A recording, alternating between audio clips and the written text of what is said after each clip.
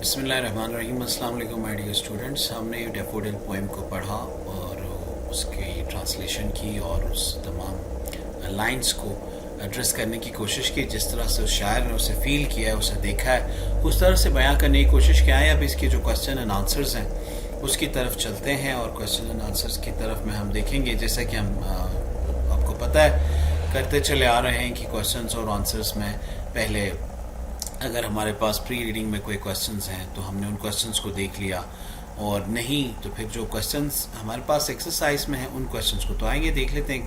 ہمارے پاس question answers میں پہلا کوسچن ہے کہ what is the central idea of the poem. کیا ہے وہ مرکزی خیال اس نظم کا.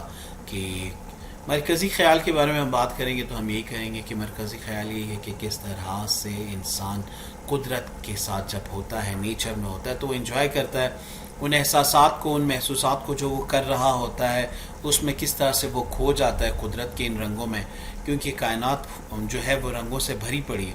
اور جب انسان ان رنگوں کو دیکھتا ہے تو وہ محو حیرت ہوتا ہے کہ کس طرح سے اسے ترتیب دیا گیا ہے اور کیسے بنایا گیا. تو یہاں پر شاعر بھی نرگسی کھلے ہوئے ان پھولوں کو ایک جھیل کے کنارے پہ دیکھتا ہے کہ جو چمک رہے ہیں, لہرا رہے ہیں, اچھا ناچ رہے ہیں, ڈانس کر رہے ہیں, ٹھیک ہے, اور بڑے جوش میں, یعنی وہ ان دیئر فل بلوم دے آر ایکچولی.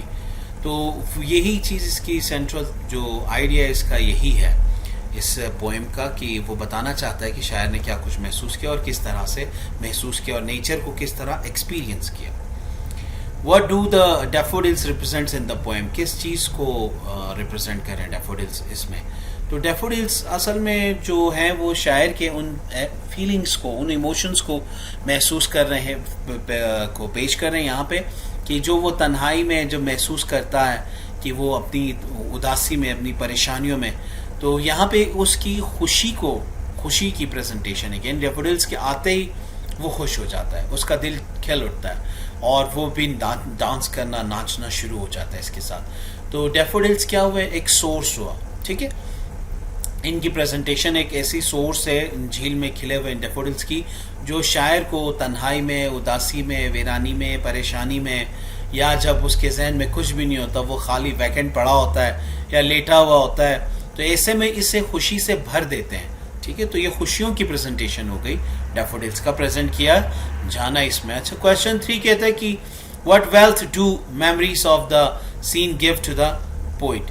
تو اس سے بڑی, وہ کہتا ہے اس سے بڑی کوئی دولت ہی نہیں, اس سے بڑی کوئی خوشی ہی نہیں میرے لیے کہ جو مجھے ملی ہے, جو مجھے حاصل ہوئی ہے اس منظر سے جو میں نے دیکھا, اور یہ میری تنہائیوں کو سجا دیتا ہے, یہ میری اداسیوں کو دور کرتا ہے, میری پریشانیوں کو ختم کر دیتا ہے. یہ جب میں خالی ہوتا ہوں, جب میرا ذہن خالی ہوتا ہے اور میرا موڈ عجیب سا ہوتا ہے, تو یہی ڈیفوڈلس ہیں جو آ جاتے ہیں اور مجھ میں سما جاتے ہیں, اور میں بھی کہیں ان کے ساتھ جو ہے وہ ناچنا شروع کر دیتا ہوں, خوش ہو رہا ہوتا ہوں جس طرح سے وہ خوش ہیں ہر چیز سے بیگانہ ہو کے. تو ٹھیک اسی طرح سے یہ تمام تر چیزیں یہ شاعر محسوس کر رہا ہوتا ہے ان کے روپ میں. کہتے ہیں list the words that heighten the sound effect in the poem. تو وہ پھر یہ آپ بک کو کھولیے, ان پوئمس کو دیکھیے اور دیکھیے کہ وہ کون سے لفظ ہیں. یہ کویشچن میں آپ پہ چھوڑتا ہوں کہ آپ ایک دفعہ پوئم سے گو تھرو کیجیے اور پھر وہ آپ کو پتہ چل جائے گا کہ وہ لفظ کون سے ہیں. ٹھیک ہے.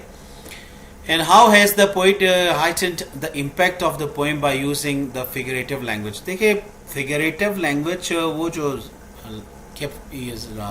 زباں ہے جو اظہار کی, اس کے بغیر اصل میں کچھ ہے نہیں. یہ وہ جس طرح سے کہہ رہا ہے میں ایک بادل کی طرح سے ہوں, ڈیفوڈل کی طرح سے ہوں, اس لیک کی مانند میرا وجود ہے جس میں یہ کھلے ہوئے ہیں, اور دل میرا جو ہے وہ ڈیفوڈل ہے.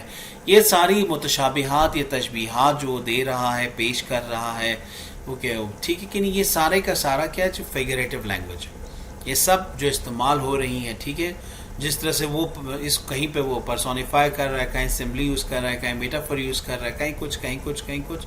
تو یہ جتنی بھی فگریٹو لینگویج ہے یوزلی شعراء اور رائٹرز ان کو استعمال کرتے ہیں ٹو امبیلش دیئر رائٹنگس. ٹھیک ہے, اور یہاں پہ ورڈسورتھ نے بھی ایگزیکٹلی ایسا ہی کیا. تو پیراگراف میں دیکھ لیں تو ہمیں جو پہلا کوشچن ملتا ہے وہ ہے how do you compare the daffodils with the stars.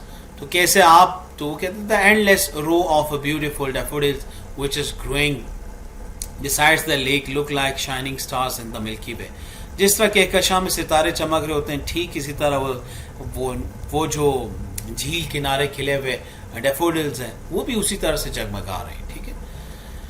And question 2 is that how does the poet feel in the company of daffodils. हाँ, कैसे महसूस कर रहा है, अहम क्वेश्चन है ये भी. When he is in a pensive mood, he feels elated when he thinks about daffodils dancing with joy. تو پھر ایک دم سے مسرور ہو جاتا ہے, ٹھیک ہے کہ نہیں, خوشی محسوس کرتا ہے, ریلیکس فیل کرتا ہے یا انجوائے کرنا شروع کر دیتا ہے اپنے ایک دم سے اس اداس موڈ کو. تو وہ اپنے اوپر طاری ہونے نہیں دیتا بلکہ اس موڈ سے نکال لیتا ہے خود کو جب وہ سوچنا شروع کر لیتا ہے ڈیفوڈلز کے حوالے سے. ٹھیک ہے, تو یہاں پہ یہ بتا رہا ہے کہ کس طرح سے ڈیفوڈل جو ہے سو وہ خوش کر دیتے ہیں. رائٹ. اچھا, تو یہاں پہ یہ آپ کے کویشچن اینڈ آنسر جو ہیں وہ اینڈ ہوتے ہیں. تو کچھ ایکٹیویٹی آپ بھی کیجئے, کریٹ کیجئے, لکھنے کی کوشش کیجئے, اور اینڈ انشاءاللہ جس طرح سے ہم چیزوں کو ڈسکس کرتے جا رہے ہیں کر رہے ہیں, آئی ہوپ سو کہ آپ جو ہیں انہیں ضرور کریٹ کر رہے بھی ہوں گے. Thank you very much.